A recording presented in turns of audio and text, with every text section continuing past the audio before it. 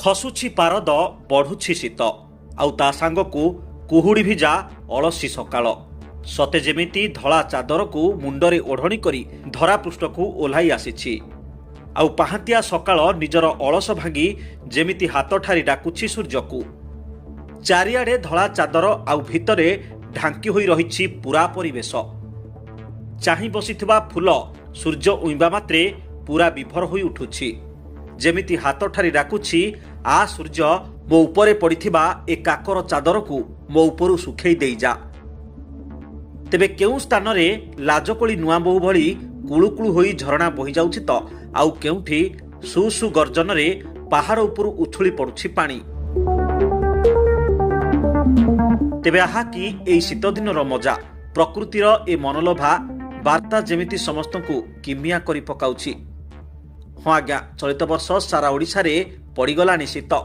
କେଉଁଠାରେ ହାଡ଼ଭଙ୍ଗା ଶୀତ ଅନୁଭବ ହେଲାଣି ତ ଆଉ କେଉଁଠି ହାଲୁକା ହାଲୁକା ଶୀତ ପଡ଼ିଲାଣି। ସତରେ ଦର୍ଶକ ବନ୍ଧୁ, ଏ ପହିଲି ଶୀତର ପହିଲି ଛୁଆଁ ଆଉ ଚାଦର ଘୋଡ଼ି ଗୋଟିଏ କପ୍ ଚା, ଆହା କି ଆନନ୍ଦ। ଆଉ ସେହି କୋଇଲିର ମଧୁର ସ୍ୱର ଶୁଣିବା ପରେ ସତେ ଯେମିତି ଏକ ସୁନ୍ଦର ରାଇଜ ବୁଲି ଆସିଲା ଭଳି ଲାଗେ।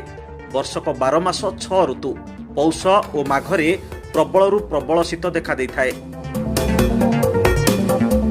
ପୌଷ ମାସର ସେହି ସୁଲୁସୁଲିଆ ଶୀତଳ ବାହାରେ ଜନ୍ମ ହୋଇଥାଏ ଶୀତ ଋତୁ।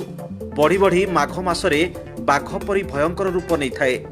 ତାର ଗୋଟିଏ ମାସ ପରେ ଧୀରେ ଧୀରେ କୁଆଡ଼େ ଅଦୃଶ୍ୟ ହୋଇଯାଏ। ଶୀତ ଋତୁରେ ବିଭିନ୍ନ ପ୍ରକାରର ଫୁଲ ଫୁଟିଥାଏ। ଗେଣ୍ଡୁ, ଗଙ୍ଗଶିଉଳି, ତରାଟ, ସୋରିଷ, ଗୋଲାପ ଆଦି ଫୁଲ ଫୁଟେ।